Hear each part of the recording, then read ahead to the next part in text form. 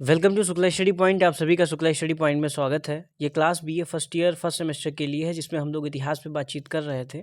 पिछली वाली वीडियो में हम लोगों ने भक्ति काल के जो उद्भव के सामाजिक और सांस्कृतिक कारण हैं उन पे बातचीत की थी, साथ ही साथ जो प्रमुख संप्रदाय हैं उन पे बातचीत की थी, और अंत में जो प्रमुख कुछ सगुण और निर्गुण कवि हैं उनके बारे में देखा था कि कौन कौन से कवि हैं। इस वीडियो में हम लोग बातचीत उसी के आगे करेंगे, निर्गुण और सगुण कवि और उनका काव्य। ये इसके आपके सिलेबस का है और भक्ति काल का ये आपका अंतिम टॉपिक है इतिहास का। काव्य की हम लोग अलग से बातचीत करेंगे और आज हम लोग इतिहास पे बातचीत करेंगे, तो आप लोग बने रहिए साथ में। तो भक्ति काल के उद्भव के सामाजिक और सांस्कृतिक कारण में हम लोगों ने तमाम विद्वानों के मत देखे, आचार्य रामचंद्र शुक्ल, हजारी प्रसाद द्विवेदी, ताराचंद, और उनको देखते हुए समझने की कोशिश की कि उसके उद्भव के सामाजिक और सांस्कृतिक कारण कौन कौन से थे, जिनमें खंडन विखंडन का भी देखा कि रामचंद्र शुक्ल का खंडन हजारी प्रसाद द्विवेदी ने किया है। आगे ताराचंद का खंडन दिनकर ने किया है अपनी पुस्तक में, संस्कृति के 4 अध्याय में। तो ऐसे ही आज हम लोग देखेंगे कि निर्गुण और सगुण कवि कौन कौन से हैं, उनका काव्य कौन कौन सा है, उनकी रचनाएं कौन कौन सी हैं मुख्यतया, उनका दर्शन किस प्रकार का है। दर्शन पे भी हम लोग बातचीत पिछली क्लास में कर चुके हैं। तो अगर आप लोग अच्छे से समझना चाह रहे हैं तो उस क्लास को भी देखें, डिस्क्रिप्शन में वो आपको मिल जाएगा उसका लिंक। तो आपको भक्तिकाल को समझने में और आसानी रहेगी, उन कवियों को भी समझने में आसानी रहेगी। तो शुरू करते हैं। इनमें जो सबसे पहले हम लोग देख लेते हैं जो प्रमुख कवि हैं निर्गुण ज्ञानाश्रयी यानी कि संत काव्यधारा के जो प्रमुख कवि हैं, कबीर हैं, रैदास हैं, दादू दयाल हैं, मलूक दास है, सुंदर दास है, नानक इत्यादि लोग हैं। ये इसके प्रमुख कवि हैं। इसके साथ अगर ज्ञानाश्रयी काव्यधारा की बातचीत करें तो इस काव्यधारा की जो प्रमुख ख्याति है वो सामाजिक विषमताओं के प्रति जोरदार विद्रोह करने वाली काव्यधारा के रूप में है। यानी कि कह सकते हैं कि इस काव्यधारा के कवियों का जो साहित्य है वो क्रांतिकारी मानसिकता का परिचायक है। आप कबीर में देख सकते हैं, आप नानक में देख सकते हैं, तमाम लोगों में आपको क्रांतिकारी मानसिकता का परिचय मिलता है, जो सामाजिक विषमताओं के प्रति उनका जोरदार विद्रोह। जैसे कि कबीर कहते हैं कि काकर पाथर जोड़ के मस्जिद लई बनाए, तापर ताचड़ मुल्ला बांग दे का बहिरा भया खुदाए। तो इस तरीके से उनकी सामाजिक विषमताओं के प्रति जो जोरदार विद्रोह है, वो क्रांतिकारी मानसिकता वो दिखती है। तो इस प्रकार कबीर दास जी ने जो अपनी क्रांतिकारी मानसिकता का जो है परिचय दिया है भक्ति काल के अंदर। आगे हम लोग इसकी विशेषताओं को, संत काव्यधारा की जो भावगत विशेषताएं हैं उनको समझने की कोशिश करेंगे। इसमें जो सबसे पहला पॉइंट है वो है कि अनिश्चित दार्शनिक आधार, यानी कि इन कवियों के पास कोई निश्चित दार्शनिक आधार नहीं था। अगर आप देखेंगे ये जो संत कवि थे वो साधारणतः निरक्षर थे, पढ़े लिखे नहीं थे, और इन्होंने दर्शनों को भी पढ़ा नहीं है, लेकिन बहुत से दर्शनों से प्रभावित हैं। जैसे कि शंकर का जो अद्वैतवाद है उससे प्रभावित हैं, नाथों के हठयोग से प्रभावित हैं, सूफियों के तसव्वुफ से प्रभावित हैं, और जो वैष्णवों का प्रपत्तिवाद है उससे भी प्रभावित हैं। अगर आप उदाहरण के लिए देखें तो उदाहरण है कि मेरा मुझ में कुछ नहीं, जो कुछ है सो तोर, तेरा तुझको सौंपते क्या लागत है मोर। यहाँ पर वैष्णवों के प्रपत्तिवाद का प्रभाव है। यानी कि प्रपत्तिवाद जो होता है वो दरअसल ये होता है, उसमें सरेंडरनेस होती है भक्त के अंदर ईश्वर को लेके, और निष्क्रिय संपूर्ण आत्मसमर्पण होता है। तो वही वैष्णवों का प्रपत्तिवाद है, जिसका प्रभाव कबीर आदि के यहाँ देखने को हमें मिलता है। इसके आगे जो है, इसके आगे का पॉइंट है कि निर्गुण ब्रह्म के प्रति आस्था। इन संत कवियों के में आप देखेंगे तो निर्गुण ब्रह्म के प्रति आस्था है। जैसे कि आपको पता है कि इनके जो ब्रह्म है वो निर्गुण है, लेकिन यहाँ पे निर्गुण का अर्थ गुण ही नहीं है। ऐसा नहीं है कि उनके अंदर कोई गुण नहीं है, इसका अर्थ यह है कि वो गुणातीत है। यानी कि गुणों की इतनी वैविध्यता है उनके अंदर कि वो किसी एक गुण से उसको जो है परिभाषित नहीं करते। और कबीर के यहाँ देखेंगे तो कभी कभी निर्गुण ब्रह्म हुए वो राम या हरि नाम का धारण कर लेते हैं और उनकी भक्ति भावना का आधार बन जाता है। जैसे कबीर कहते हैं कि दशरथ सुत तिहु लोक बखाना, राम नाम का मरम है आना। यानी कि कबीर का मानना है कि जो राम है वो दशरथ पुत्र राम ही नहीं है, वो अखिल विश्व नायक हैं। उनके कहने का मतलब है कि जिस राम को ये तीनों लोकों के लोग जिस राम के रूप में जानते हैं कि दशरथ सुत राम है, वो उस रूप में ही नहीं है। राम नाम का मरम है आना। आना का अर्थ यहाँ पे ये है कि अन्य, राम नाम का जो अर्थ है वो यहाँ पे अन्य है, यानी कि कोई दूसरा अर्थ है जिसको कोई नहीं समझता है। तो इस तरीके से यहाँ पे अगर निर्गुणों में आप देखेंगे तो सतगुरु का महत्व है, बहुत महत्व है निर्गुणों के यहाँ। सतगुरु का जैसे कबीर कहते हैं कि गुरु गोविंद दो खड़े काके लागों पाए, बलिहारी गुरु आपने जिन गोविंद दियो बताए। संत काव्य में दरअसल है कि ब्रह्म जो है वो निर्गुण है और जिसे जानने के लिए गुरु का महत्व प्रतिपादित किया गया है, यानी कि वो ब्रह्म को ब्रह्म से मिलाने का जो काम करता है वो इनके यहाँ गुरु करता है, इसीलिए गुरु की यहाँ पे भूरी भूरी प्रशंसा की गई है। जैसे कि गुरु गोविंद दो खड़े काके लागों पाए, बलिहारू गुरु आपने जिन गोविंद दियो बताए। तो इस तरीके से गुरु से पूछ रहे हैं कि कहने का मतलब है यदि कभी वो कहना चाह रहे हैं कि कबीरदास की यदि कभी ऐसा हो जाए कि गुरु और भगवान दोनों एक साथ मिल जाएं तो पहले गुरु को प्रणाम करो। क्यों? कारण यह है कि गुरु ने ही बताया है कि ये ईश्वर है। गुरु गोविंद दो खड़े काके लागों पाए, बलिहारी गुरु आपने जिन गोविंद दियो बताए। गुरु गोविंद दो खड़े हैं, किसके पाँव लगूं? ये गुरु, इसमें गुरु के पहले लगिए क्योंकि गुरु ने ही आपको बताया है कि ये ईश्वर है। इसके आगे हम लोग चलते हैं। शास्त्रों का विरोध। निर्गुणों के यहाँ संत काव्यधारा के लोगों के यहाँ आपको शास्त्रों का विरोध मिलेगा। जैसे वेद या शास्त्र, यानी संत कवि थे, हम बता चुके हैं कि वो प्राय निरक्षर थे और कागज और मसी को उन्होंने छुआ नहीं था। जैसे कि मसी कागज छुओ नहीं, कलम गही नहीं हाथे, कबीर के विषय में कहा जाता है। और आप ये भी जानते हैं कि संत कवियों में ज़्यादातर लोग निम्न वर्ण के थे और निम्न वर्ण के होने के कारण उनको शास्त्रों से परहेज है, क्योंकि वो शास्त्र उनको पढ़ने को भी नहीं मिलता था और चूंकि शास्त्रों में ही उनके शोषण की चीज़ें लिखी हुई थी, इसीलिए वो उसका पुरजोर विरोध करते हैं। जैसे कबीर कहते हैं कि पोथी पढ़ पढ़ जग मुआ, पंडित भया न कोय, ढाई आखर प्रेम का पढ़े सो पंडित होए। कबीर कहते हैं कि पोथी पढ़ पढ़ जग मुआ, यानी कि बड़ी बड़ी पुस्तकें पढ़कर, वेद पढ़कर, शास्त्र पढ़कर संसार में कितने हुए लोग मृत्यु के द्वार तक पहुँच गए हैं। जग मुआ, यानी मुआ मतलब मरे हैं, मर गए हैं, मृत्यु के द्वार तक पहुंच गए हैं, पर सभी विद्वान न हो सके। कबीर मानते हैं कि यदि कोई प्रेम या प्यार के केवल ढाई अक्षर ही सीख ले तो वो सच्चा ज्ञानी बन जाएगा, पंडित हो जाएगा। तो पोथी पढ़ पढ़ जग मुआ, पंडित भया न कोई, ढाई आखर प्रेम का पढ़े सो पंडित होए। शास्त्रों का विरोध आपको इनके यहाँ देखने को मिलेगा। जैसे कबीर की एक और पंक्ति है कि मैं कहता आँखिन की देखी, तू कहता कागज की लेखी। तो जो मैं कहता आँखिन की देखी है, ये यहाँ पे उनके अनुभव हैं, सो अनुभव है कबीर के। तो कबीर कहते हैं कि तुम क्या बात जो है कह रहे हो, मैं जो कह रहा हूँ अपने सो अनुभव से कह रहा हूँ। मैं कहता आँखिन की देखी, तू कहता कागज़ की लेखी। तू जो कह रहा है वो लिखी पढ़ी बातचीत कर रहा है, वेद शास्त्रों की बात कर रहा है, मैंने तो अनुभव किया है। तो कबीर यहाँ पे शास्त्रों का पुरजोर विरोध करते हैं। और आगे वो भी ये भी कहते हैं कि मैं कहता सुलझावन हारी, तू राख्यो उलझाई रे। कि मैं तो सुलझाने की बात करता हूँ, मैं तो अनुभव से जो सीखा हूँ उससे तुमको सुलझाने की बातचीत बताता हूँ, तू राख्यो उलझाई रे। वो जो वेद और शास्त्रों की बातें हैं ये तो लोगों को सिर्फ उलझाने के लिए हैं। आगे हम लोग समझने की कोशिश करेंगे कौन कौन सी विशेषताएँ हैं। आगे है माया का विरोध। संत या नाथ परंपरा में, अब नाथ परंपरा में और ख़ासतौर से शंकर के अद्वैत से प्रभावित होने के कारण संत कवियों का मानना है कि जो माया है वो मनुष्य में इच्छाएं पैदा करके उसे जो है पथभ्रष्ट कर देती है। तो कहीं कहीं पे ये भी है कि कबीर ने स्त्री को माया के रूप में देखा तो काफ़ी आलोचना भी हुई, लेकिन कुछ समीक्षकों ने इस आरोप को जो है बचाने का प्रयास किया और तर्क दिया कि ये कवि नारी के रूप के ही विरोधी नहीं थे, नारी मात्र के विरोधी नहीं थे, वो उसके माया रूप के विरोधी थे, यानी कि जो भक्ति के मार्ग में बाधा बने। जैसे कबीर ने कहा है कि पतिव्रता मैली भरी, काली कुचित कुरूप, पतिव्रता के रूप पर वारों कोटि स्वरूप।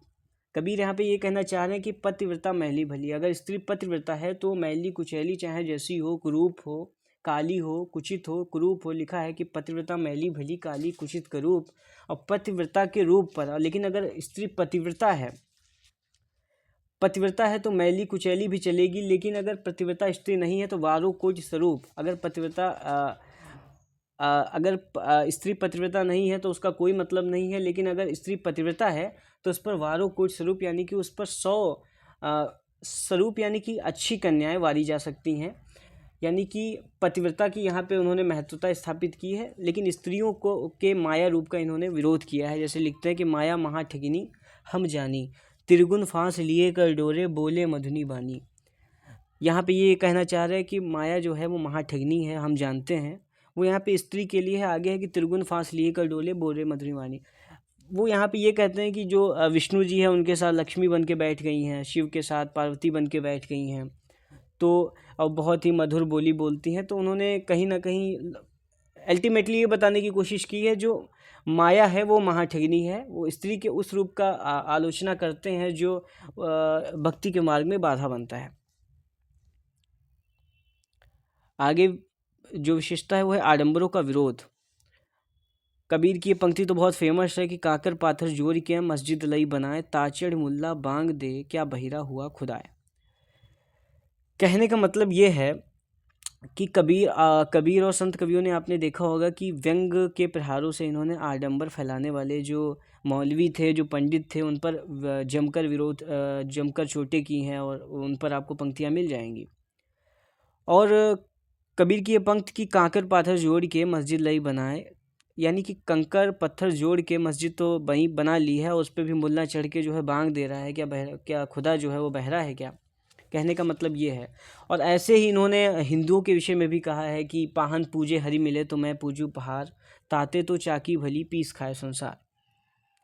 तो इन्होंने बाह्य आडंबरों का काफ़ी विरोध किया है, अंतस साधना पे इन्होंने फोकस किया है मेनली, जो नाथों के यहाँ और सिद्धों के यहाँ हमको मिलता है। आगे जो मुख्य विशेषता है वो है सामाजिक असमानताओं का विरोध। सामाजिक असमानताएं क्या होती हैं, आपको पता होगा कि जो वर्णाश्रम व्यवस्था है या ऊंच नीच जो भेदभाव है जाति के आधार पे, आर्थिक आधार पे, किसी भी आधार पे सामाजिक असमानता है अगर, तो उसका कबीर और उसके तमाम संत काव्यधारा के लोग उसका विरोध करते हैं। जैसे कि आप देखेंगे तो यही खास बात है कि संत काव्यधारा की वैविध्यता है कि वहाँ पे आपको भक्ति काल इसीलिए स्वर्णकाल है कि वहाँ पे आपको तमाम वर्गों के लोग, किसी भी जाति के हों, किसी भी संप्रदाय से हों, वो आपको भक्ति का जो गान है वो करते मिलेंगे।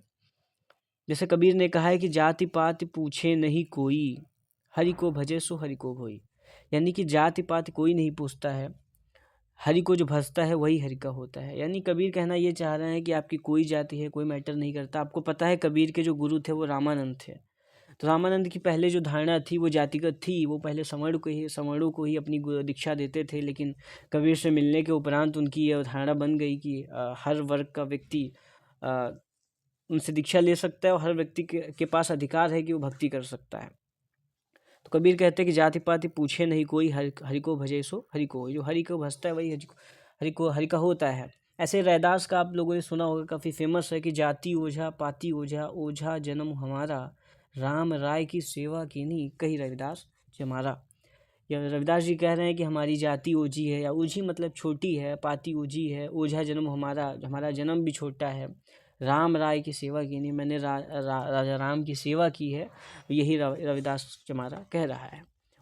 रैदास ने अपने को चमार जाति का बताया है बार बार, और रैदास की भक्ति से आप सब भली भांति परिचित हैं। इसके बाद जो मुख्यतया पॉइंट है वो है सांप्रदायिकता का विरोध। संत काव्यधारा के लोगों के यहाँ आपको सांप्रदायिकता का विरोध मिलेगा। सांप्रदायिकता क्या होती है? सांप्रदायिक ये होती है कि जब दो धर्मों के लोग, दो संप्रदायों के लोग आपस में टकराते हैं अपनी कट्टरता को लेके, तो वो सांप्रदायिक स्थितियाँ होती हैं। जैसे हिंदू मुसलमान का काफ़ी फेमस होता है, तो उस मध्यकाल की जो स्थिति थी वो भी वैसी ही थी। संत काव्यधारा का जो समय है वो भारतीय समाज में हिंदुओं व मुसलमानों के आरंभिक सह अस्तित्व का काल था, आपको पता होगा, जिसमें दोनों संप्रदायों के लोगों के मध्य अपरिचय था, विश्वास था, विरोध था, और मतलब एक तरीके से विश्वास तो नहीं था एक दूसरे को पक्ष को लेके, ना हिंदुओं के मन में मुसलमानों के प्रति थी, ना मुसलमानों के अंदर हिंदुओं को लेके थी। तो इसी को फटकार लगाते हुए, इस मानसिकता को फटकार लगाते हुए कबीर ने कहा था कि अरे इन दोन राह न पाई, हिंदुन की हिंदुआई देखी, तुर्कन की तुर्काई। कहने का मतलब है कि यहाँ पे जो हिंदू है और मुसलमान है, तो कबीर कहते हैं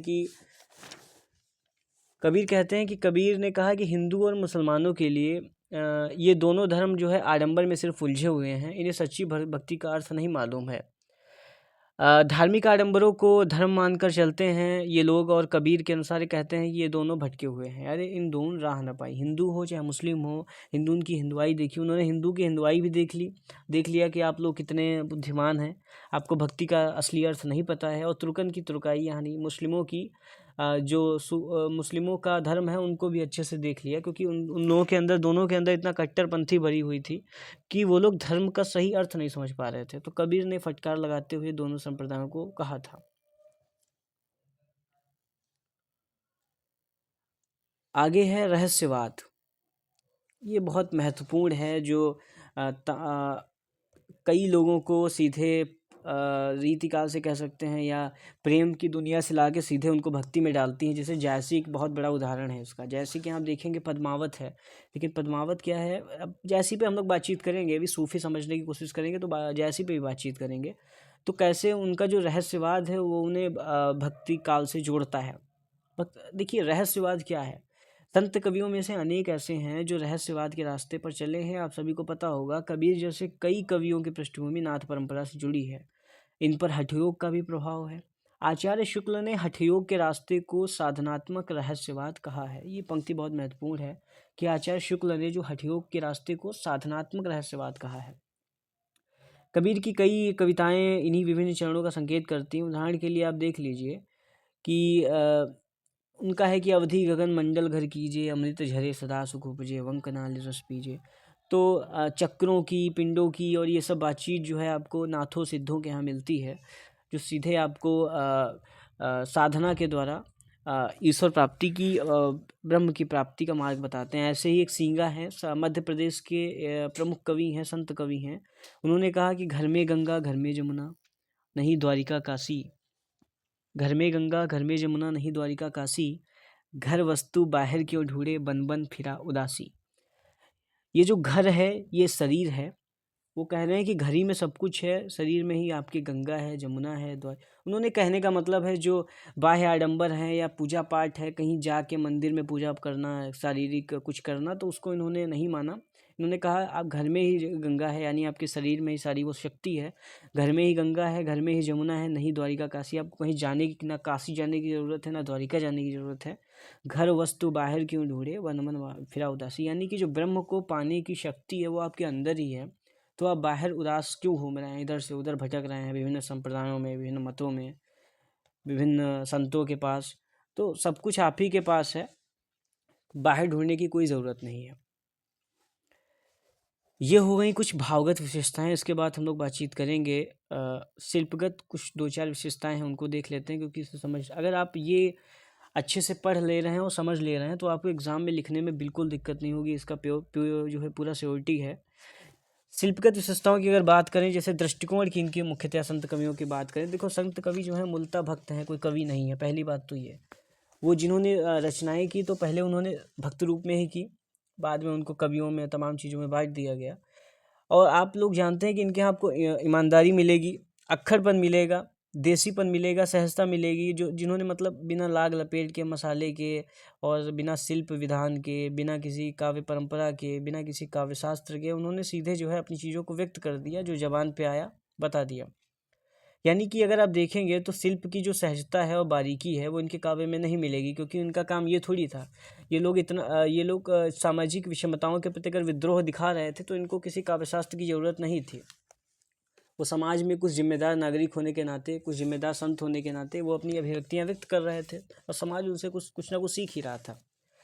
आगे हम लोग भाषा की अगर बातचीत करते हैं तो भाषा, आपको पता है कि संत कवि घुमक्कड़ थे, कोई कहीं है तो कोई कहीं है। ये लोग घूमते रहते थे और भिक्षाटन करके अपना काम चलाते थे। जगह जगह पर जाना, उनके यहाँ रहना, उपदेश देना, और तमाम संप्रदायों के मतों को इन्होंने ग्रहण भी किया। और भाषाएं, जब स्वाभाविक सी बात है, ये लोग जब ज़्यादा जगहों पे जाते थे तो वहाँ की भाषाओं को भी ग्रहण करते थे। तो भाषाओं का इतना वैविध्य हो गया कि इनकी भाषा जो थी वो सधुकड़ी कही जाती है। यानी कि इनकी भाषा में आपको ब्रज, राजस्थानी, पंजाबी, अरबी, फारसी, इन सभी भाषाओं के शब्दों के प्रयोग मिलेंगे। इसीलिए इनकी भाषा को इतना वैविध्य है, इसकी वजह से इनकी भाषा को पंचमेल खिचड़ी भी कहा गया। आपको पता होगा, एग्जाम में पूछा भी जाता है कि संतों की भाषा को और किस नाम से जाना जाता है, सदुक्कड़ी को और किस नाम से जाना जाता है। इनकी भाषा में, यानी संत कवियों की भाषा में, अभिजात्यता का मतलब होता है कोई शाहीपन, या आपको बहुत ही ऐसा नहीं होगा वेल फर्निश्ड और सारी काव्य धाराओं को लेते हुए किसी शाही घराने में बैठ के लिखा गया हो, यह अभिजात्यता आपको लक्षित नहीं होगी। लेकिन आम आदमी के जो प्रयोग किए गए शब्द हैं या भाषा है, उसका आपका एकदम कठोरता के साथ पालन करते हुए वो आपको मिलेंगे। ना तो आपके यहाँ अलंकार, इनके यहाँ आपको अलंकार मिलेंगे, ना कोई चमत्कार मिलेगा, शब्दों का हेर फेर आपको बिल्कुल नहीं मिलेगा। जो एकदम बात है वो एकदम स्पष्ट तौर पे कह दी गई है। इसके बाद आता है उलटबासी। उलटबासी को समझने की काफ़ी ज़रूरत है। बहुत लोग उलटबासी नहीं समझ पाते हैं संत काव्य धारा में। देखिए, हठ योग का प्रभाव है इनकी भाषा में, आपको पता है, और हठ योग में के प्रभाव के कारण जो है इनकी भाषा में उलटबासियों का प्रयोग हुआ है। उलटबासियाँ क्या होती हैं? उलटबासियाँ अंतर साधनात्मक जो पद्धतियाँ अनुभूतियाँ होती हैं, जैसे आपको पता होगा अंतर साधनात्मक जो पद्धतियाँ होती हैं, नाथ और तमाम तरीके की चीज़ें, हठ योग में जो चीज़ें आती थी सिद्धों और नाथों के यहाँ, तो उनको व्यक्त करने के लिए एक प्रतीकात्मक उक्तियाँ होती थी, जो नाथों की संधा भाषा, जो नाथों के यहाँ संधा भाषा थी, उसका ही अगला चरण जो है वो उलटबासी है। उलटबासियों को समझने के लिए आपको उनकी प्रतीकात्मक शब्दावली को भी सुलझाना आवश्यक है। कुछ को सुलझाया गया है, कुछ अभी तक अनसुलझी हुई हैं, क्योंकि जब ये उलटबासी लिखते थे तो उसमें एक तरीके का अलग ही रहस्यवाद होता है जब ये लोग उलटबासी लिखते हैं। यानी कि जैसे लिखा है कि बरसे कंबल भीजे पानी। अब आप सोचिए कि कंबल बरस रहा है और पानी भीज रहा है। तो ये जो उलटबासी है, ये जो रहस्यवाद है, ये एक अंतः साधनात्मक अनुभूति कराने वाला है। यानी कि वो साधनात्मक पद्धतियाँ जो सिद्धों नाथों के यहाँ होती थी, तो उनसे आप जोड़ेंगे तभी आपको समझ में आपको आएगा कि पानी कैसे भीग रहा है और कंबल कैसे बरस रहा है। इसके आगे हम लोग काव्य रूप समझने के, इनके काव्य रूप को समझने की कोशिश करते हैं। इनका जो काव्य रूप है, इनका पूरा साहित्य आपको मुक्तकों में मिलेगा।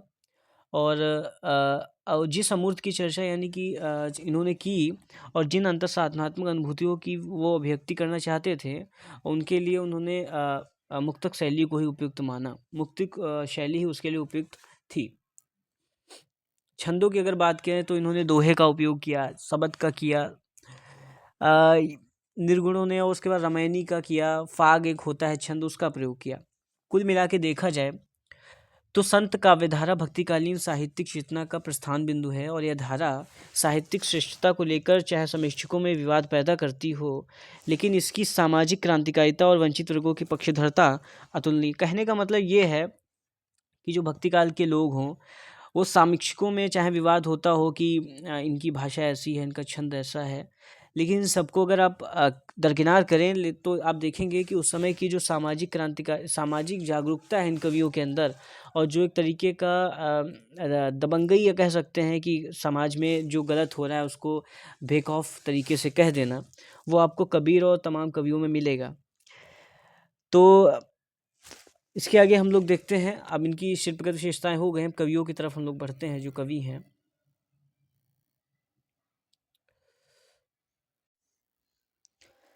चलिए शुरू करते हैं, कबीर दास को पढ़ना शुरू करते हैं। हमारे क्रांतिकारी संत कवि कबीर दास। कबीर दास। तो कबीर दास के बारे में आप लोग जान लीजिए, इनका जन्म है वही 1398 के आसपास हुआ था, और ऐसा माना जाता है इनके जन्म को लेके भी काफ़ी विवाद है। माना जाता है कि जन्म को क्या, माता पिता को लेके काफ़ी विवाद है। ये माना जाता है कि एक मत ये है, ये कहता है कि एक विधवा ब्राह्मणी के पुत्र थे, और उन्होंने चूँकि वो विधवा थी, इसीलिए लोक अपवाद के भय से उन्होंने जन्मते ही काशी के लहर तारा के ताल में उनको फेंक दिया, उसके पास फेंक दिया, और नीरू नीमा नामक जुलाहा थे, उन्होंने इस बच्चे को वहाँ से उठा लिया। तो इस प्रकार माना जाता है जो कबीर थे वो एक ब्राह्मणी के पेट से पैदा हुए थे, और उनका जो पालन पोषण था वो जुलाहे के यहाँ हुआ था। एक मत है वो ये भी कहता है कि ये जुलाहे ही थे, जन्म से ही जुलाहे थे, और इनके माता पिता भी जुलाहे ही थे।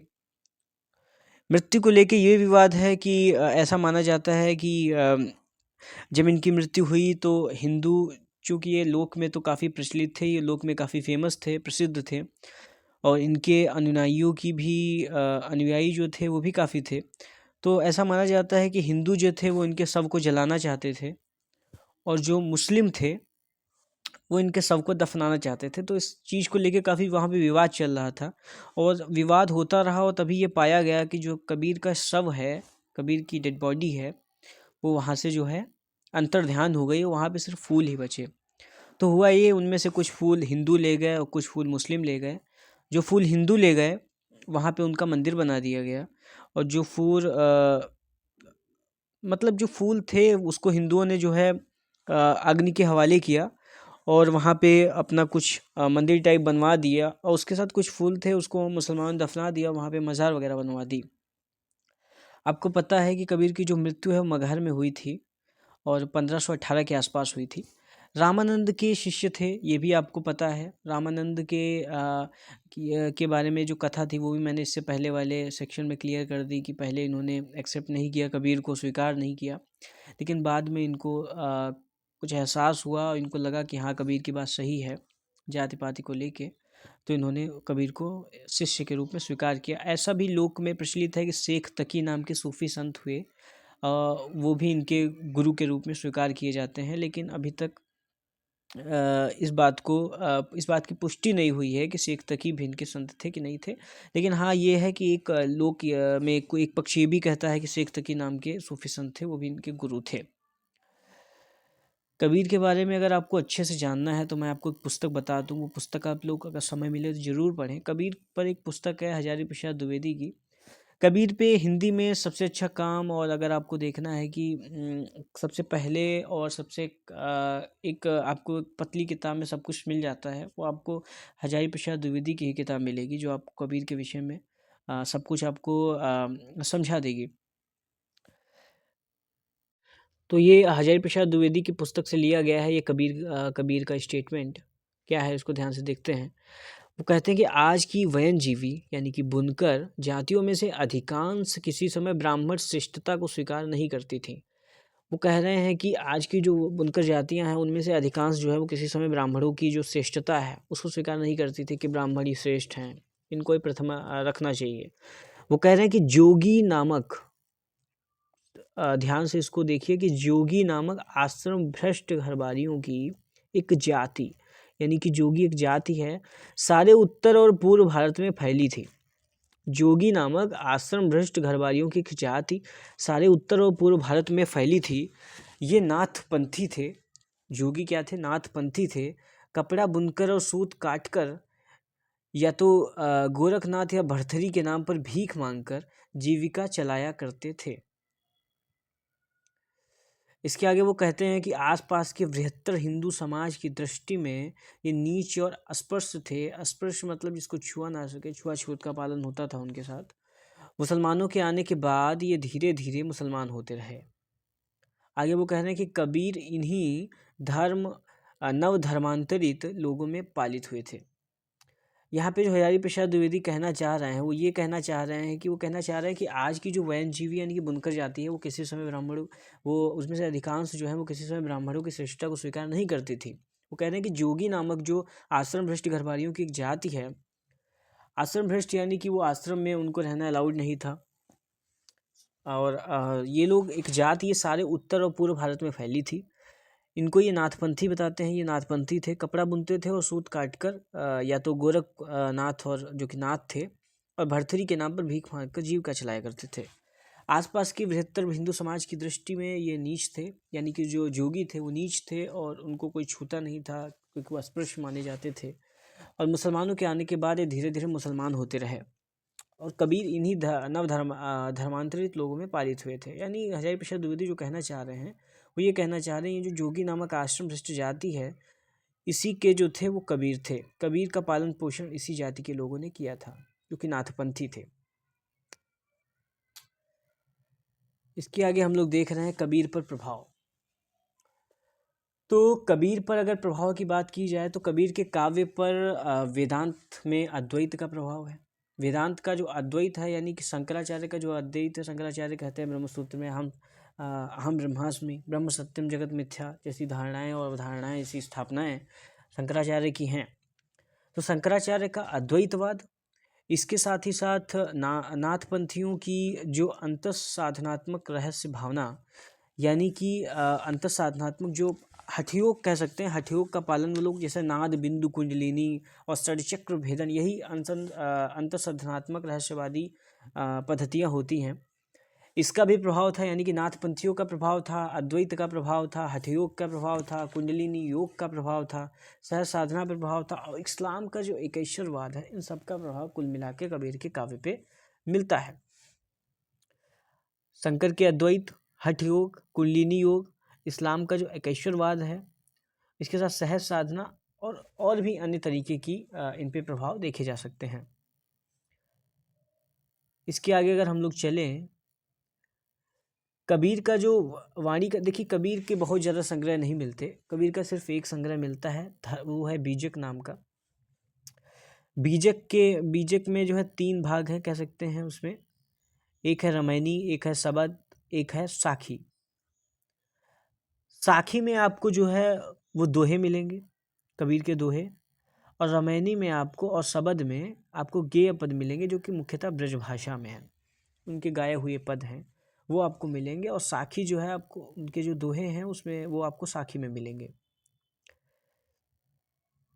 इसके साथ ही साथ अगर हम लोग देखें, कबीर को वाणी का डिक्टेटर कहा जाता है। अच्छा, डिक्टेटर क्या होता है आपको पता होगा। डिक्टेटर होता है तानाशाह। तानाशाह क्यों थे? क्योंकि उनको किसी भी तरीके का शिल्प, विधान, काव्य, ये वो सब नहीं था उन पर प्रभाव। उनको जो कहना होता था वो सीधे कह देते थे। जो जिस समाज को भी उनको डांटना होता था, फटकारना होता था, कबीर तुरंत कर देते थे। उसमें वो थोड़ा भी अपना संकोच नहीं रखते थे कि मुझे कहना है या नहीं कहना है। तो बोली के जो ठेठ शब्द, कहने का मतलब जो बोली के ठेठ शब्दों का जो प्रयोग था, बोली के ठेठ शब्दों का जो प्रयोग था, जैसे ठेठ कोई भी, जैसे मान लीजिए ठेठ अवधि है, तो ठेठ अवधि का इस्तेमाल आपको पद्मावत में मिलेगा जो कि जयासी की है। वैसा ठेठ अवधि का इस्तेमाल आपको तुलसीदास के यहाँ नहीं मिलेगा, क्योंकि तुलसीदास के यहाँ आपको कई भाषाओं का सामंजस्य देखने को मिलता है। वैसे ही कबीर के यहाँ जो है, जैसा कि पद्मावत में है, देखा जो ठेठपन है, उस ठेठपन को लेके कबीर जो है वाणी के डिक्टेटर कहे जाते हैं। जैसे इनका भाषा शैली की, जैसे ठेठपन आपको देखना है तो ये देख लीजिए कि भाषा शैली के अंतर्गत वो रखा गया है, मैंने रखा है उसको भाषा शैली के अंतर्गत। जब उनको काजी, पंडित, मुल्ला को संबोधित करना होता था, वो जो प्राय जो है तन जाते थे एकदम। कैसे कि पांडे कौन कुमत तो हिलागी, आगे कसरे मुल्ला बांग नवाजा। ये 2 अलग अलग पंक्तियां हैं। कहने का मतलब है कि पांडे कौन कुमत, पांडे मतलब कि पंडित लोग, तुमको कौन सी कुमत लग गई है, न राम जप रहे हो, न राम न जपहि अभागी। तो ऐसे ही वो मुल्लाओं से भी कहते हैं कि कसरे मुल्ला बांग नवाजा, एक समेत 10 दरवाजा। कहने का मतलब है कि मुल्लाओं से कहते हैं कि क्या तुम इधर उधर जो है बांग नमाज वमाज पढ़ रहे हो, एक ही मक्का है वो तुम्हारा मन है, शरीर है, काबा जो है वो तुम्हारी जीभ है। इसके साथ ही गुरु 5 इंद्री हैं, ऐसे करके उन्होंने सब उनको समझाया है मुसलमानों को, और पंडितों को भी समझाया है कि कौन सी तुमको कुमत लागी, इधर उधर घूम रहे हो आबा है आडम्बरों में। तो उसमें तुमको नहीं पढ़ना है, उसमें तुमको सिर्फ ये जानना है कि सच्ची साधना किस में है। लेकिन सामान्य जन को या हरिजनों को जब वो संबोधित करते थे तो उस समय भाई या साधु जैसे शब्दों का इस्तेमाल करते थे।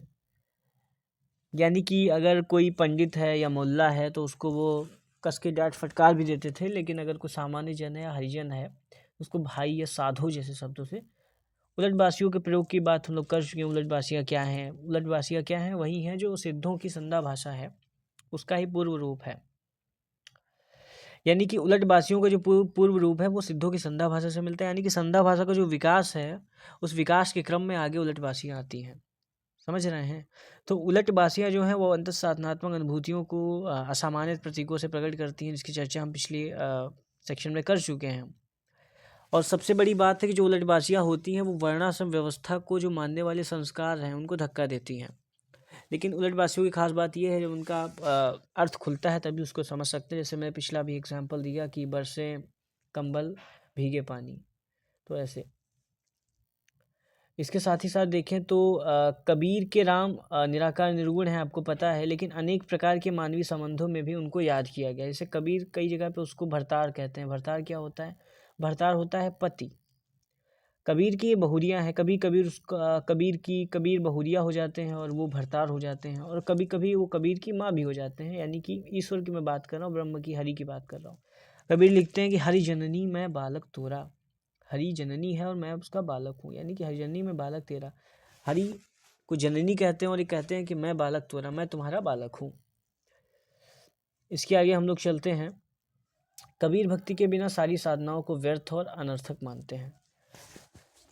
कहने का मतलब, अगर कबीर मुख्यतया भक्ति को रखते हैं और आप जिस भी साधना का पालन कर रहे हैं उससे कबीर को मतलब नहीं है, लेकिन अगर भक्ति नहीं है उस कार्य में, सिर्फ आडंबर आपको दिखा रहे हैं, आडंबर दिखा रहे हैं, तो उसको सिर्फ जो कबीर है वो व्यर्थ मानते हैं, उसका कोई मतलब नहीं है। आपको पता है कि कबीर जो है वो यथार्थ बोध के रचनाकार हैं, यानी कि जो समाज में हो रहा है, जो क्यों यथार्थ बोध के इसलिए हैं क्योंकि मैं अभी उसकी चर्चा कर चुका हूँ। मैं कहता हूँ आँखन देखी, तू कहता कागज की लिखी, यानी जो वो कह रहे हैं और जो समाज में उन्होंने अनुभव किया है अपने प्रति या समाज में हो रहा है उसको देखते हुए, तो उन्होंने उसको ही कहा है। उन्होंने बिना किसी लाग लपेट के उस बात को रख दिया है। यानी कि कहेंगे तो ये कह सकते हैं कि कबीर जो है वो आधुनिक भावबोध के बहुत निकट हैं। यानी कि कबीर के यहाँ आप आधुनिकता तो पाते हैं, लेकिन परंपरा पर उनका संदेह बरकरार है, यानी कि जो रूढ़ियाँ चलती आ रही हैं उसका विरोध करते हैं, और यथार्थ बोध के रचनाकार तो हो ही। इसके साथ हम लोग आगे बढ़ते हैं। आगे है कि अपने देखने अनुभव को ना झुठलाने के कारण ही वे परंपरा द्वारा दिए गए समाधान को स्वीकार करते हैं और नए प्रश्न पूछते हैं। कहने का मतलब है कि वो इतने उनके अनुभव हो गए हैं समाज में रहते हुए कि वो उन अनुभवों को झुठला नहीं पाते, और वो परंपरा द्वारा जो दिए गए समाधान है उसको अस्वीकार करते हैं और नए नए प्रश्न पूछते हैं। यानी परंपरा में जो चलता आ रहा है उसको अस्वीकार करते हैं। क्यों अस्वीकार करते हैं? क्योंकि उन्होंने ऐसा अनुभव किया है कि उस परंपरा पर वो बात फिट नहीं बैठती। जैसे कि वो कहते हैं कि चलन चलन सब लोग कहत हैं, ना जानो बैकुंठ कहाँ है। यानी कि चलने चलने को तो सब कह रहे हैं कि चलते रहो, ये कार्य करते रहो तो आपको ब्रह्म की प्राप्ति होगी, बैकुंठ की प्राप्ति होगी, लेकिन न जाने जो बैकुंठ है ये है कहाँ। तो ऐसे प्रश्न वो खड़े करते हैं परंपराओं पे। आपको पता है कि कबीर बहुत गहरी मानवीयता और सहृदयता के कवि हैं। अक्षरता तो है ही, निर्भयता उनके कवच हैं, और इनकी विशेषता वो है काव्य का तीव्र बोध। कबीर जो है वो काल को सर्वग्रासी के रूप में चित्रित करते हैं, यानी कि और भक्ति को उस काल से बचने का मार्ग बताते हैं। तो कबीर को काल का तीव्र बोध है। अगर काल का तीव्र बोध ना होता तो कबीर की बातें आज भी प्रासंगिक नहीं होती हमारे समाज में। आगे समझने की कोशिश करते हैं। आगे है कि कबीर जो थे उनके आप देखेंगे कि नाद बिंदु कुंडलिनी षडचक्र भेदन, इन सब का बार बार प्रयोग हुआ है। और ये जो है ये कबीर काव्य का अंतः साधनात्मक रहस्यवादी पक्ष है। सिद्धों और नाथों का इन पर हट प्रभाव तो था, ये आपको पता ही है। कबीर में स्वाभाविक रहस्य भावना जो है वो बड़े मार्मिक तौर पर व्यक्त की गई है, और ऐसे अवसरों पे वो बहुत ज़्यादा जिज्ञासु हो जाते थे और पूछते थे कि कहो भैया अंबर कासो लागा। यानी कि इस साधना में लीन लोगों से उनका प्रश्न था कि कहो भैया अंबर कैसे लागा। ये इनकी जिज्ञासा है कि कहो भैया अंबर कैसे लागा।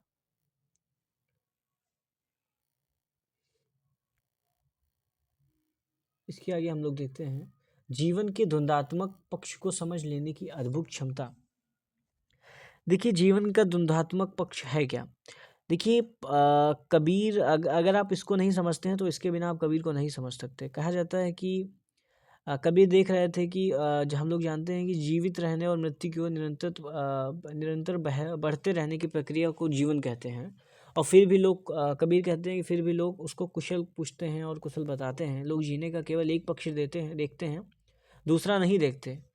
और कबीर इस पर व्यंग करते हैं, हंसते हैं और बाद में करुणा करते हैं। कहते हैं कि कुशल कुशल ही पूछते, कुशल रहा ना कोय, और जरा मुई ना भय मुआ, कुशल कहाते होए।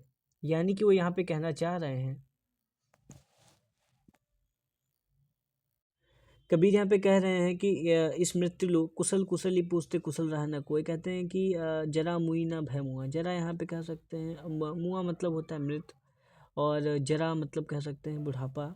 तो कहते हैं कि इस मृत्यु लोग में मनुष्य एक दूसरे से कुशलता के बारे में पूछते रहते हैं, जबकि यहाँ सभी लोग नश्वर हैं, यानी कि मरण के रोग से पीड़ित हैं।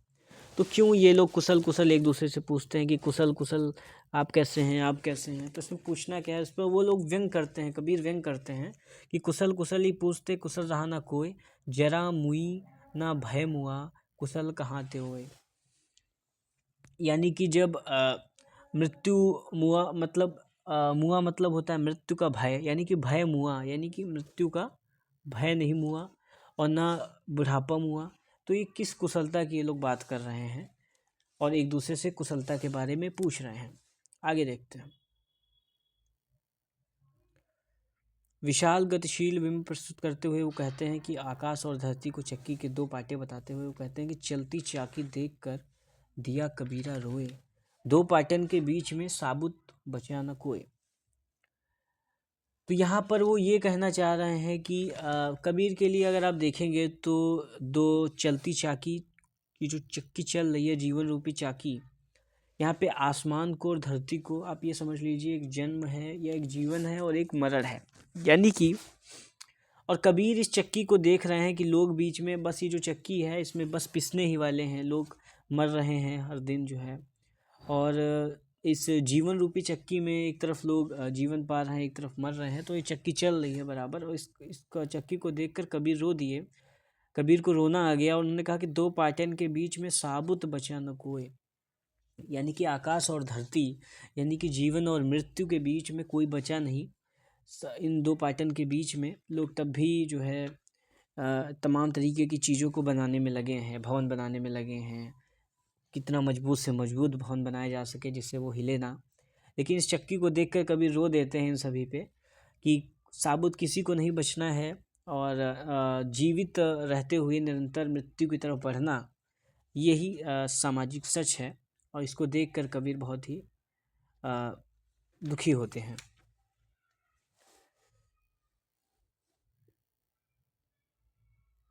कबीर जो है वो समाधि, सत्संग, गुरु उपदेश, हरिभजन आदि की सुखानुभूति का जो चित्रण है वो तीव्र इंद्रिय बोधात्मकता के साथ करते हैं। कहने का मतलब ये है कि जो कबीर हैं वो यहाँ पे आप देखेंगे तो सतगुर हमसू रीछ कर कहा एक प्रसंग, समझिए इस चीज़ को।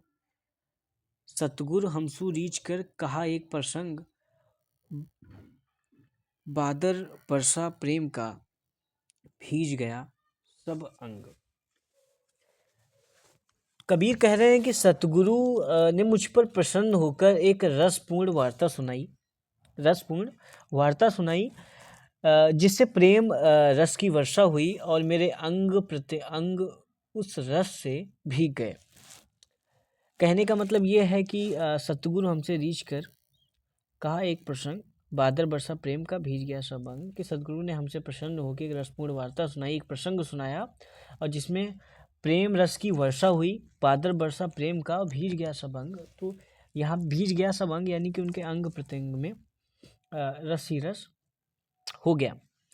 कहने का मतलब है कि कबीर यहाँ पे समाधि की बात कर रहे हैं, कबीर यहाँ पे अंतःसाधनात्मक अनुभूतियों की बात कर रहे हैं, जिन पर आप लोग साथ प्रभाव आप सीधा सीधा देख सकते हैं कि कबीर किस अनुभूति की बात कर रहे हैं, किस समाधि की बात कर रहे हैं। चलिए इसके आगे महत्वपूर्ण कवि हैं, संत कवि हैं रैदास। रैदास को हम लोग समझने की कोशिश करेंगे।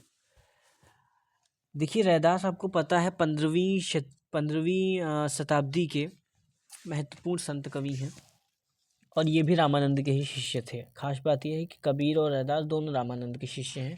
और आप लोग जानते होंगे जो कबीर के रैदास के जो फॉलोवर्स हैं, यानी कि उनके अनुयायी हैं, वो रविदासी नाम से जाने जाते हैं, रविदासी नाम से जाने जाते हैं। इसके साथ साथ अगर जन्म के विषय में बताएं, 1388 के आसपास इनका, विश्वनाथ त्रिपाठी इनका जन्म मानते हैं, और ये माना जाता है इनका जन्म काशी के आसपास का एक स्थान है, वहीं पे हुआ था रैदास का जन्म। सीर गोवर्धनपुर करके स्थान है एक रैदास का, वहीं पे जन्म हुआ था। कहते हैं कि मीराबाई ने इन्हें कई स्थानों पे गुरु बताया है, तो अपना गुरु बताया है। तो रैदास जो है वो मीरा की गुरु हैं, और रैदास ने अपने को कई स्थान पे चमार जाति का बताया है। कह रैदास खलास चमारा, या ऐसी मेरी जात विख्यात चमार। इसके साथ ही साथ गुरु ग्रंथ साहिब में इनके कुछ पद आपको मिल जाएंगे जो कि संकलित हैं गुरु ग्रंथ साहिब में। और इनकी जो कविता की विशेषता है वो ये है कि निरीहता और कुंठाहीनता, यानी कि आपको कबीर के यहाँ जैसी कविता मिलेगी वैसी इनके यहाँ नहीं मिलेगी। कारण क्या है कि कबीर के यहाँ जो अक्खरपन है वो आपको रैदास के यहाँ नहीं मिलेगा। रैदास के यहाँ आपको निरीहता मिलेगी, बहुत ही कुंठा जनित ये कविताएं करते हैं और लिखते हैं। इन्होंने मूर्ति पूजा, तीर्थ यात्रा यानी किसी भी बाह्य विधान का विरोध किया है साधना में, और अंतर साधना पे बल दिया है। इनकी भाषा की अगर बात करी जाए तो इनकी ब्रज भाषा में आपको अवधी राजस्थानी खड़ी बोली के साथ साथ उर्दू फारसी के शब्दों का भी मिश्रण मिलेगा रैदास की भाषा में। ये मैं आपको बहुत ही शॉर्ट नोट्स के माध्यम से समझा रहा हूँ, जिससे आपको ज़्यादा रटना ना पड़े और आपको समझ में आ जाए और एग्ज़ाम में उसको बेहतर तरीके से आप उतार दें कापी पे। तो आपको यहाँ पे समझना ज़्यादा जरूरी है। अगर आपका कॉन्सेप्ट क्लियर हो जाएगा तो आपको ज़्यादा दिक्कत नहीं होगी। यानी कि ब्रज भाषा जो थी रैदास की, उसमें अवधी राजस्थानी खड़ी बोली के साथ ही साथ उर्दू फारसी के शब्दों का मिश्रण मिलता है। इसकी हम लोगों ने अभी चर्चा की थी जब विशेषताओं की बात कर रहे थे कि इन्होंने भक्ति भावना ने उनमें एक बल भर दिया। कहने का मतलब जैसे हम लोगों ने बातचीत की, उनमें निरीहता थी, एक कुंठाहीनता थी, लेकिन भक्ति की भावना ने उनमें एक विशेष बल भर दिया था। भक्ति की भावना से वो ओतप्रोत हो गए थे। उन्होंने कहा कि जाति ओझा पाती ओझा, ओझा जन्म हमारा, और राम राज की सेवा की नहीं कही रविदास चमारा। यानी कि जाति ओझी है, पाती सब कुछ ओझा है, लेकिन राम राज की सेवा करके कही रविदास चमारा। लेकिन राम राज की यानी कि राम की सेवा की है, ये रविदास जी कह रहे हैं। रविदास जी का अगर आप देखेंगे तो वो कहते हैं एक पंक्ति में कि उनके कुटुंबी आज भी बनारस के आसपास ढोर यानी कि मुर्दा पशु धोते हैं, और दासानुदास जो रैदास है वो उन्हीं का वंशज है, और आचार्य राजा सहित उनको दंडवत करते हैं। सिर्फ राम की कृपा है, उसकी वजह से उनके जो कुटुंबी हैं वो आज भी बनारस के आसपास मुर्दा पशु ढोते हैं। ये कहते हैं कि जाके कुटुंब सब ढोर ढोवंत फिरही, अजहु वाराणसी आस पासा, आचार सहित विप्र करहि दंड, उतितिन तने रविदास दासा नुदासा। इस तरीके से रैदास की जो भाषा है वो सरल है, प्रवाहमयी है, और उसके साथ गेयता के गुणों से युक्त है जो उनकी भाषा है। उदाहरण के लिए देख लीजिए कि प्रभु जी तुम चंदन हम पानी, जाकी अंग अंग बास समानी। आगे कहते हैं कि प्रभु जी तुम स्वामी हम दासा, ऐसी भक्ति करे रैदासा। कहने की बातचीत ये है कि रैदास कहते हैं कि अब उनका जो मन है वो भगवान राम में लग गया है, और वो कहते हैं कि प्रभु जी जो है वो चंदन के समान है, और हम जो है वो पानी के समान हैं। जिसके प्रभु जी चंदन के समान है, जिसके शरीर पर लग जाने से अंग अंग सुगंधित हो जाता है। तो यहाँ पे वो ये कहना चाह रहे हैं कि, और आगे वो यही कहते हैं कि कभी जो प्रभु जी हैं वो बादल के समान है, मैं मोर के समान हूँ, और वो उनके प्रेम में बावले हो जाते हैं, नाचते हैं, भक्त बावला हो जाता है। इस तरीके से इन्होंने इस पद्य में जो है समझाने की, इसको आप अच्छे से पढ़िएगा अलग से। प्रभु जी तुम चंदन हम पानी, जाकी अंग अंग बास समानी। आगे दासा कहते, प्रभु जी तुम स्वामी हम दासा, ऐसी भक्ति करे दासा। काव्य पे हम लोग जो बातचीत करेंगे, इसके काव्य के लिए हम लोग अलग से वीडियो बनाएंगे। काव्य पे हम लोग जो बातचीत करेंगे तो उसको अच्छे से समझने की कोशिश करेंगे कि कहाँ कहाँ पे जो है उनकी भक्ति भावना आपको किस रूप में, रहस्यवाद के रूप में आपको दिखेगी। आगे हमारे प्रमुख कवि हैं, एक प्रमुख संत कवि हैं गुरु नानक। गुरु नानक के बारे में आप लोग इतना तो जानते होंगे कि वो जो है वो सिख धर्म के प्रवर्तक हैं, कह सकते हैं सिख धर्म के प्रवर्तक हैं। इसके साथ ही साथ उन्होंने गुरु ग्रंथ साहिब में उनकी वाणी संकलित है, इतना तो आप जानते होंगे। तो आप आज ये जान लीजिए कि कबीर, इनका जो जन्म हुआ था वो 1469 में हुआ था, और उनकी जो मृत्यु हुई थी वो 1538 के आसपास मानी जाती है। खैर, इनका जो जन्म हुआ था वो तलवंडी ग्राम में हुआ था, जो कि जिला लाहौर लगता है। तलवंडी, तलवंडी, इसको रट लीजिए आप लोग, आपको पता ही होना चाहिए कि गुरु नानक का जन्म कहाँ हुआ था। तलवंडी नामक ग्राम में हुआ था। पिता कालूचंद खत्री, माता तृप्ता और पत्नी सुलक्षणी। ये कुछ बेसिक चीज़ें हैं उनकी जीवनी के विषय में जो आपको पता होनी चाहिए। तलवंडी ग्राम जन्म हुआ है, कालूचंद खत्री पिता हैं, तृप्ता माता हैं और सुलक्षणी पत्नी है। इनकी जो मेन मेन चीज़ें हैं वही मैंने कवियों की रखी है, बहुत ज़्यादा आपको रटने वाला काम नहीं है। अगर आप लोग देख रहे हैं ध्यान से तो आपको एग्ज़ाम में बिल्कुल दिक्कत नहीं होने वाली है। एग्ज़ाम में अगर आप समझ ले रहे हैं, इस वीडियो को 2-4 बार देख लेंगे तो आप इसी पे अपना शॉर्ट नोट्स बना के उसको लिख सकते हैं। इन्होंने वर्णाश्रम व्यवस्था और कर्मकांड का विरोध किया है, और इसके साथ ही साथ चूँकि इन्होंने वर्णाश्रम व्यवस्था का और कर्मकांड का विरोध किया, इसलिए इन्होंने निर्गुण ब्रह्म की भक्ति का प्रचार किया है। सिख धर्म का भी इन्होंने प्रवर्तन किया है। और अगर इनके बारे में बताया जाए तो इनके बारे में ऐसा एक मत है, वो ये है कि ऐसा माना जाता है कि इनकी जो भेंट हुई थी वो बाबर से हुई थी। ऐसा एक लोक मत है, वो कहते हैं कि मुग़ल सम्राट बाबर से इनकी भेंट हुई, और इन्होंने चूँकि देशाटन किया, इनके जो पिताजी थे वो चाहते थे कि ये जो है वो इनका व्यवसाय संभाले, लेकिन ये भक्ति की ओर अधिकाधिक झुकते गए और इन्होंने भक्ति पे विशेष बल दिया। इन्होंने हिंदू मुसलमान दोनों की समान धार्मिक उपासना पे भी बल दिया। इसके साथ साथ हम जानते हैं कि वर्णाश्रम व्यवस्था और कर्मकांड का इन्होंने विरोध किया। गुरु नानक ने इस पूरे देश की यात्रा की, देशाटन किया, और उसके साथ ही साथ इन्होंने मक्का मदीना तक की यात्रा की है। आपको पता होना चाहिए कि इन्होंने मक्का मदीना तक की यात्रा की है, और मानते हैं कि मुग़ल सम्राट जो बाबर से उसकी इनकी भेंट हुई, और यात्रा के दौरान इनके साथ में एक साथी थे, वो रहते थे, वो शिष्य भी थे साथी भी थे, उनका नाम रागी था। रागी जो थे वो मुस्लिम थे, और जो वो क्या करते थे, जो इनके द्वारा रचित पद थे वो उसको गाते थे। रागी का काम था उनके द्वारा रचित पदों को गाना। गुरु नानक जी थे, उन्होंने पंजाबी के साथ साथ हिंदी में भी कविताएं लिखी, और हिंदी में ख़ास तौर से ब्रजभाषा और खड़ी बोली में इन्होंने लिखा। अगर देखा जाए तो इन्होंने उलटबासी नहीं अपनाई, गुरु नानक ने उलटबासी शैली नहीं अपनाई, और इनके दोहों में आपको जीवन के अनुभव उसी प्रकार गुथे मिलेंगे जिस प्रकार कबीर की रचनाओं में आपको मिलेंगे। आ आदि गुरु ग्रंथ साहिब में इनकी वाणी जो है वो संकलित है। महिला प्रकरण है, उसमें एक महिला प्रकरण, उस महिला प्रकरण में इनकी वाणी संकलित है, यानी कि उस महिला प्रकरण के अंतर्गत उनकी वाणी है। इनकी अन्य रचनाओं में कुछ रचनाएं हैं, जैसे जपुजी, सोहिला, आशा दीवार और रहीरास। ये कुछ रचनाएं हैं जो आपको पता होनी चाहिए। इसके साथ ही साथ हम लोग आगे बढ़ते हैं। आगे हम लोग देखते हैं कि नानक कबीर से कैसे भिन्न है। नानक जो है, गुरु नानक, वो कबीर से कैसे भिन्न है। तो देखिए नानक जो है कबीर से कैसे भिन्न है। वो ऐसे भिन्न है, दो अर्थों में मुख्यतया भिन्न है। नानक जो है वो कबीर से दो अर्थों में विशिष्ट है, कह सकते हैं विशिष्ट है। कैसे विशिष्ट है?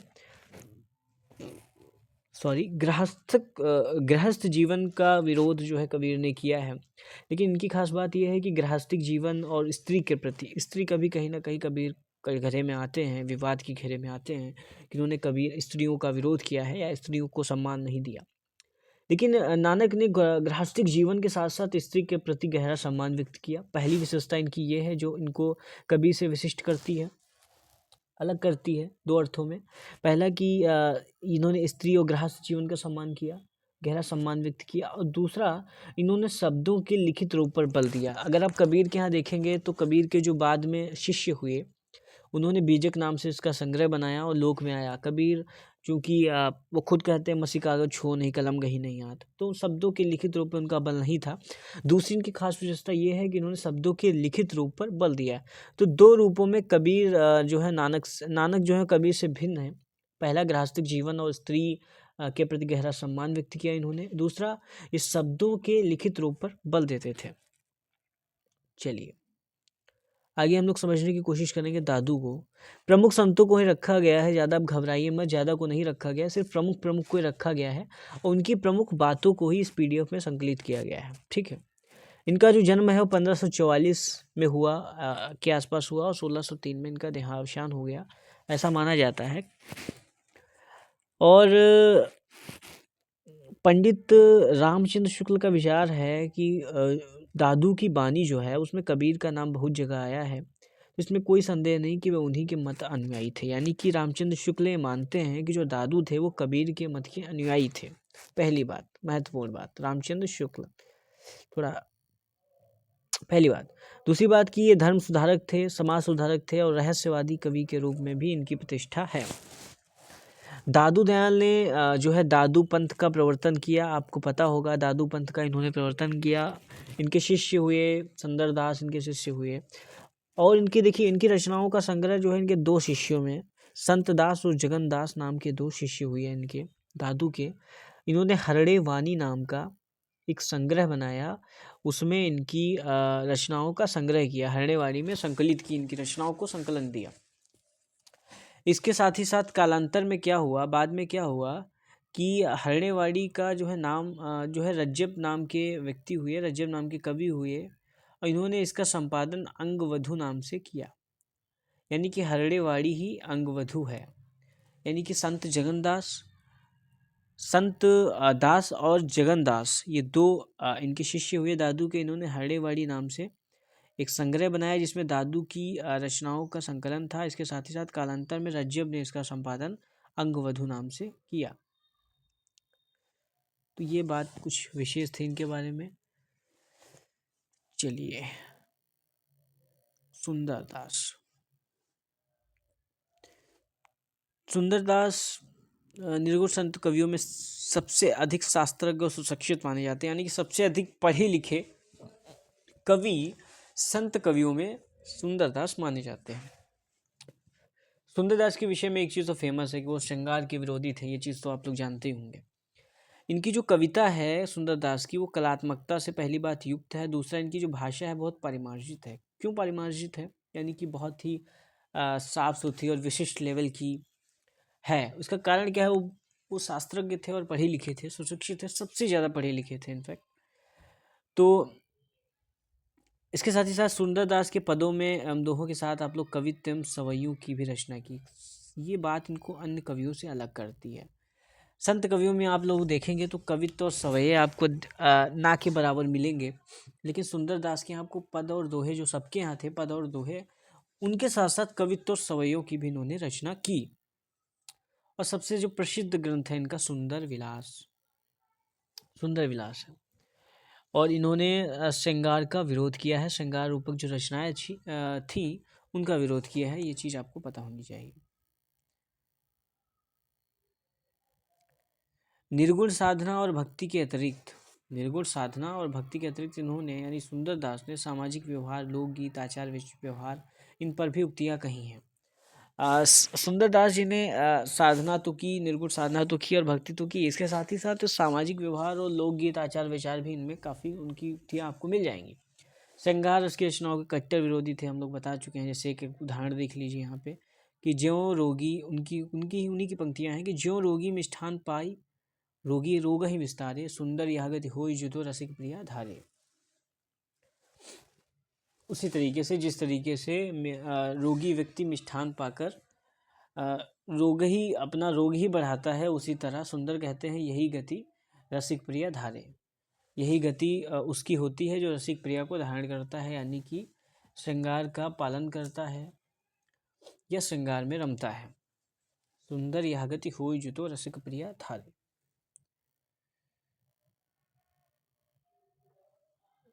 चलिए, रज्जब ये अंतिम है।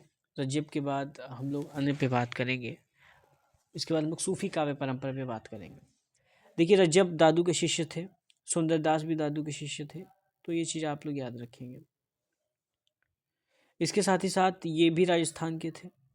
ये भी राजस्थान पे यहाँ पे क्यों लिखा गया है? ये इसलिए लिखा गया है क्योंकि ये माना जाता है कि यानी कि जो सुंदरदास थे वो भी राजस्थान के थे, इसलिए रज्जब और सुंदरदास दोनों राजस्थान के थे, इसलिए ये भी राजस्थान के थे। तो सुंदरदास रज्जब एक ही स्थान से है, ये आपके राजस्थान से। तो इनकी कविता में सुंदरदास जैसी शास्त्रीयता का तो अभाव है। ये माना जाता है कि इनकी सुंदरदास जैसी शास्त्रीयता यानी पढ़ा लिखा जो व्यक्ति लिख रहा है उसमें तमाम तरीके की चीज़ें काव्य शास्त्र के अनुसार आपकी शास्त्रीयता तो उसका अभाव तो है, लेकिन हजारी प्रसाद द्विवेदी का एक बहुत इम्पोर्टेंट कोटेशन है इनके लिए, रज्जब के लिए, उसको बहुत ही ध्यान से पढ़ने की ज़रूरत है। हजारी प्रसाद द्विवेदी कहते हैं कि रज्जब जो है वो निश्चय ही दादू के शिष्यों में से सबसे अधिक कवित्व लेके उत्पन्न हुए थे।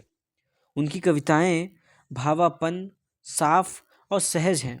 भाषा पर राजस्थानी प्रभाव अधिक है और इस्लामी साधना के शब्द भी अपेक्षाकृत अधिक हैं।